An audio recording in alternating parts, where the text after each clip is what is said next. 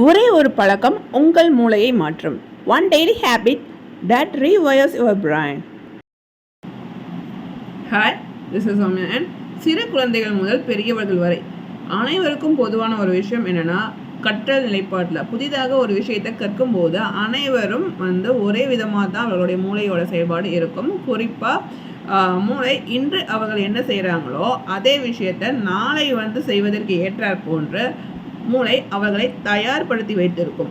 அதை தான் நியூரோபிளாஸ்டிசிட்டி அப்படின்னு சொல்லுவாங்க. நியூரோபிளாஸ்டிசிட்டி என்றால் இன்றைக்கி நம்ம எந்த விஷயத்துக்கு பழக்கப்படுத்துகிறோமோ அந்த விஷயம் நாளைக்கு தயார் நிலையில் இருக்கும், அதை மேற்கொள்வதற்காக. அதனால தான் ஒரு செயலை நாம் கற்கும் போது ஒரு புது மொழியையோ அல்லது இசைக்கருவி வாசிப்பதையோ அல்லது புதிர்கள், விளையாட்டுகள், இந்த மாதிரி என்னென்ன விஷயம் உடற்பயிற்சியாக இருந்தாலும் கூட எந்த செயலாக இருந்தாலும் தொடர்ச்சியாக கற்கும் போது தான் அதுவும் முறைப்படி பயிற்சி செய்யணும். பயிற்சி செய்யும் போது தான் அதில் வலுவான தன்மையை மூளை செயல்படுத்தும். அப்போ தான் அந்த விஷயத்தை நம்ம ரொம்ப ஸ்ட்ராங்காக செயல்பட முடியும். அதற்கு காரணம் தினசரி அந்த விஷயத்தை பழக்கப்படுத்துவதனால அந்த நியூரான்கள், அதாவது அந்த நரம்பணுக்கள் என்ன செய்யும் அப்படின்னா, இரண்டு நரம்பணுக்களை இணைப்பது சினாப்சஸ். அந்த சினாப்சஸ் குறிப்பாக ரொம்ப ஸ்ட்ராங்காக பில்ட் பண்ணும். இந்த நியூரான்கள் மூலமாக தகவல் பரிமாற்றத்தை கடத்தி செல்வதற்கு மிக முக்கியமாக இருக்கக்கூடியது அந்த சினாப்சஸ். அந்த சினாப்சஸ் ரொம்ப ஸ்ட்ராங்காக பில்ட் பண்ணணும் அப்படின்னா ஒரு விஷயத்தை தொடர்ச்சியாக பயிற்சி மூலமாக கொடுக்கறதுனால மட்டும்தான். இப்போ ஒரு புது மொழியை கற்கும்போது என்னென்னா, அந்த மொழி தொடர்பாக கற்றல் மற்றும் மொழி மற்றும் கற்றல் திறன் தொடர்பாக இருக்கக்கூடிய விஷயங்கள் எல்லாமே என்னென்னா ரொம்ப ஸ்ட்ராங்காக இருக்கும். அப்போது அது தொடர்பாக இருக்கக்கூடிய அனைத்து நியூரான்களுமே ஒருங்கிணைந்து இருக்கும். ஒரே விஷயத்தை மேற்கொள்ளக்கூடிய நியூரான்கள் எல்லாமே இணைப்பில் இருக்கும். அந்த இணைப்பை அந்த சினாப்சஸ் ரொம்ப பலப்படுத்தி வைத்திருக்கும். அதன் மூலமாக வேகமாக அந்த ஆற்றல் கடத்தப்படும். அதாவது மைலின் அப்படின்னு சொல்கிறாங்க. அந்த மைலின் மூலமாக, மைலின் அப்படின்னா என்னென்னா வேகமாக கடத்துதல். இப்போது இந்த நியூரோபிளாஸ்டிசிட்டியோட முக்கியமான ஒரு விஷயம் என்னென்னா ஹெப்ஸ் ரூல் அப்படின்னு சொல்லுவாங்க. இந்த ஹெப்ஸ் ரூல் என்ன அப்படின்னா, அந்த நியூரான்கள் தொடர்ச்சியாக ஒரே விஷயத்தை செய்கிற காரணத்தினால அந்த விஷயத்தில் ஈடுபடக்கூடிய நியூரான்கள் அதிக தொடர்பு கொண்டதாக இருக்கும் அப்படிங்கிறது சொல்கிறாங்க. அத்துடன் என்ன அப்படின்னா, ஒரு விஷயத்தில் செயல்படக்கூடிய நியூரான்கள், குறிப்பாக ஒரு நினைவு அப்படிங்கிற ஒரு விஷயம் அதில் என்னென்ன நியூரான்கள் மூலமாக அந்த செயல்கள் கடத்தப்பட்டிருக்கோ, தகவல் பரிமாற்றம் நடந்திருக்கோ, அத்தனை நியூரான்களுமே ஆக்டிவ் ஸ்டேட்டில் தான் இருக்கும். அதனால் ஏதாவது ஒரு ப்ராப்ளம் வரும்போது, மூளையில் பாதிப்புகள் ஏற்படும் போதோ அல்லது பக்கவாதம் இந்த மாதிரி பாதிப்பு ஏற்படும் தருணத்தில் மூளை அந்த ஒரு செயலை மேற்கொள்வதற்கு அந்த நியூரான்கள், ஒரு குறிப்பிட்ட பகுதியில் இருக்கக்கூடிய நியூரான்கள் ஒரு தகவல் பரிமாற்றம் செய்யாத தருணத்தினாலேயோ சில நியூரான்களுக்கு ஏற்கனவே தகவல் கடத்தப்பட்டிருக்கும். அப்போ அந்த நியூரான்கள் அந்த விஷயத்தை புரிஞ்சுக்கிட்டு அது அந்த செயலை மேற்கொள்ளக்கூடிய தன்மை கொண்டதாக இருக்கும். இந்த சினாப்சஸ் என்ன சொல்கிறாங்க அப்படின்னா, இந்த சினாப்சஸை அதனுடைய தன்மையை வலுப்படுத்துதல். குறிப்பாக புதுசாக ஒரு விஷயத்தை, இந்த பக்கவாதத்தினால பாதிக்கப்பட்ட நபராக இருந்தாலும் கூட அவர்கள் மீளுருவாக்கம் செய்ய முடியும் அப்படின்னு சொல்கிறாங்க. அந்த சினாப்சஸை புதுசாக உருவாக்க முடியும். குறிப்பாக அதற்கு ஒரு சில பழக்க வழக்கங்கள் அவசியமாக இருக்குது. அவர் ஒரு புதிதாக ஒரு சில விஷயங்களை கற்றுக்கொள்ளும் போது மொழியை கற்றுக்கொள்ளலாம், இசைக்கருவியை வாசிக்கலாம்.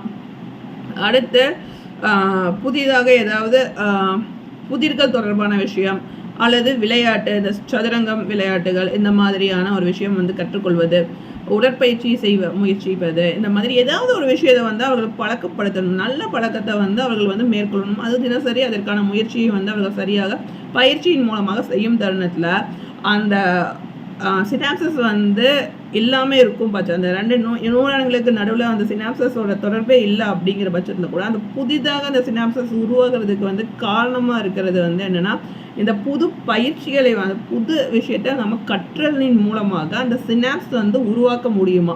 அது தானாகவே அந்த இரண்டு நரம்பணுகளுக்கு மத்தியில் அந்த சினாப்ஸ் உருவாகி அந்த தகவல் பரிமாற்றம் ஏன் தடைபடுது அப்படின்னா, அந்த சினாப்ஸ் இல்லாமல் இருக்கக்கூடிய ஒரு காரணம்.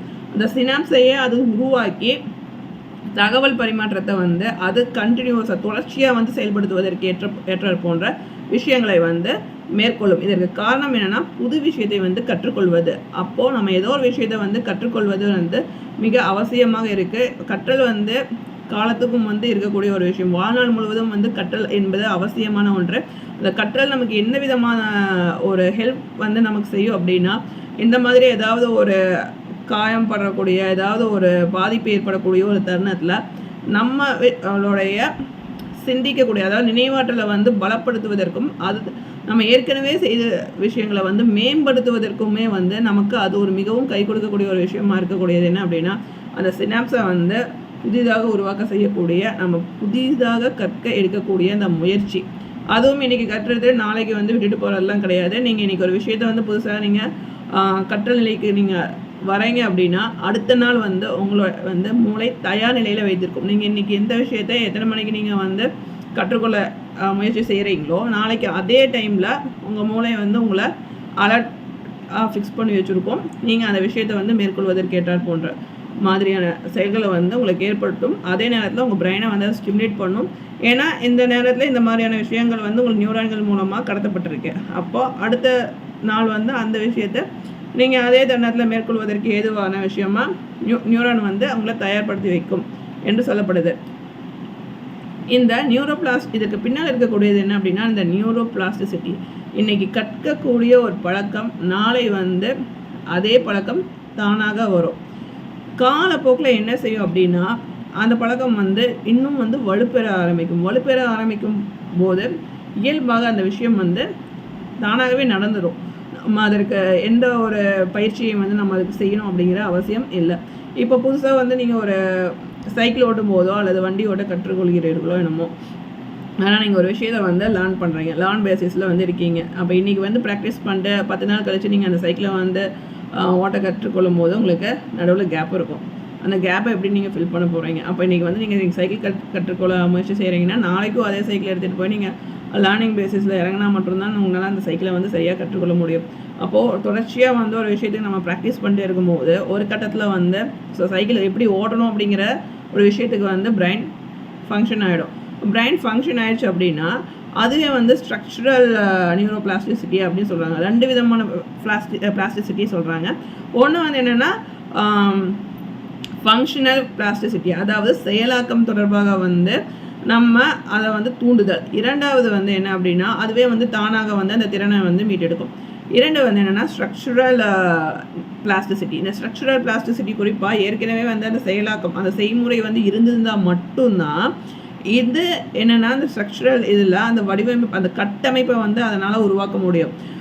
நியூரான்கள் வந்து இந்த மாதிரியான தகவல் பரிமாற்றம் நீங்கள் வந்து அந்த ஒரு சைக்கிளை பார்த்தாவே அந்த சைக்கிள் வந்து எப்படி அவங்களுக்கு வந்து ப்ராக்டிஸ் நீங்கள் பிகினிங் ஸ்டேஜில் வந்து அந்த சைக்கிள் கற்றுக்கும் போது அதில் உட்காரது அந்த சீட்டில் அமர்வது இந்த மாதிரியான ஒரு சில விஷயங்கள் பிரச்சனையாக இருந்திருக்கும்.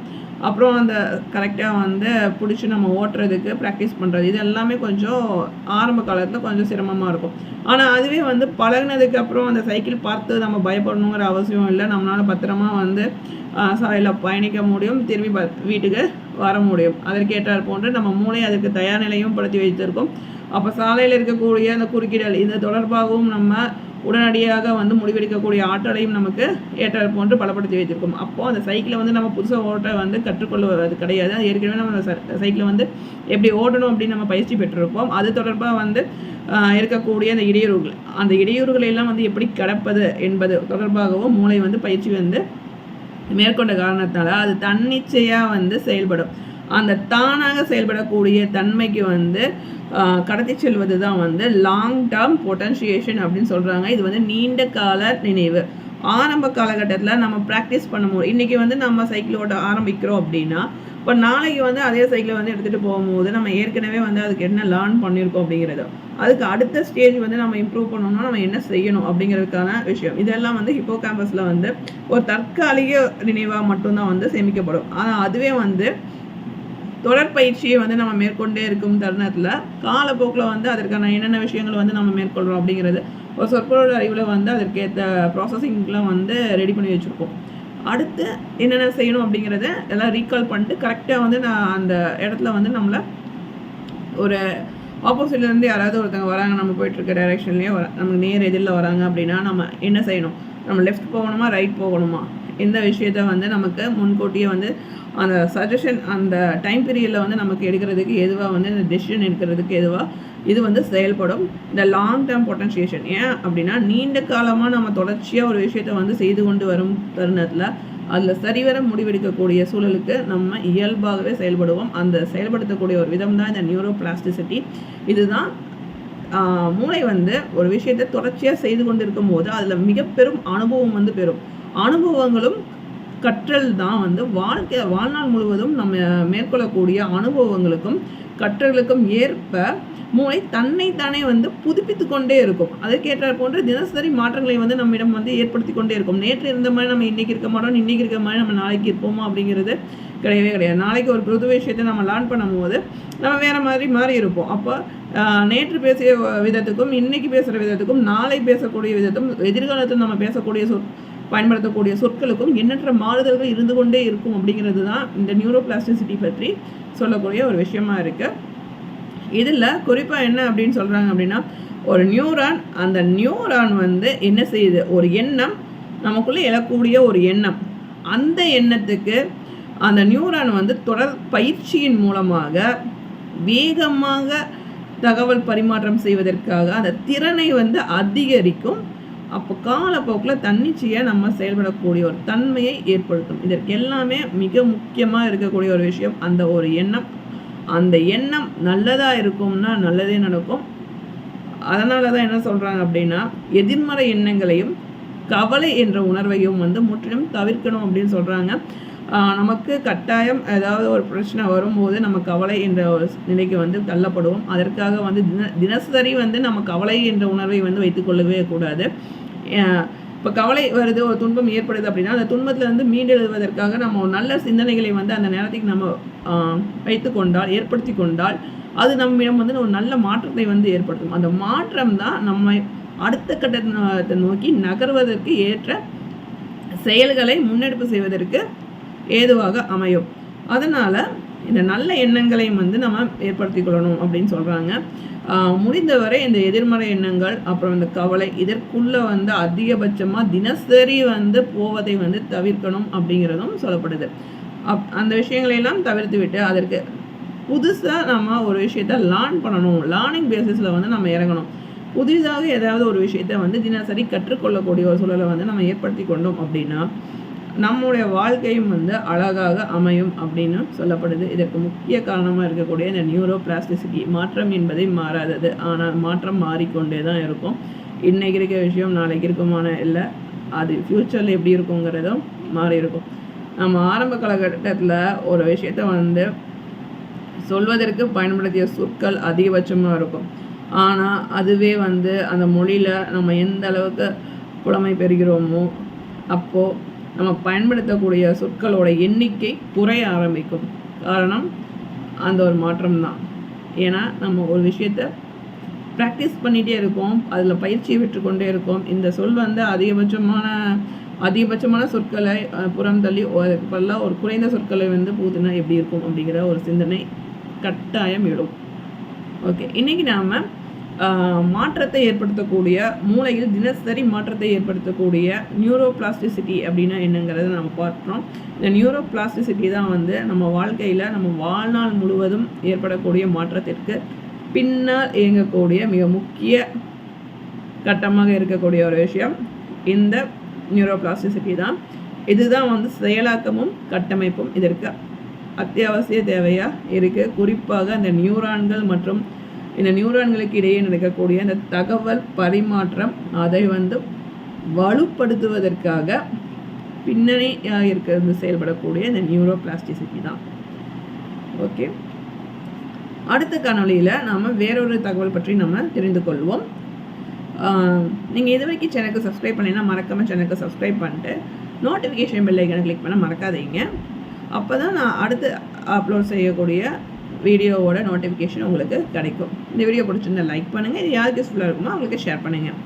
அடுத்த காணொலியை சந்திக்கும் வரை உங்களிடமிருந்து விடைபெறுவது Soumya and bye. Thanks for வாட்சிங்.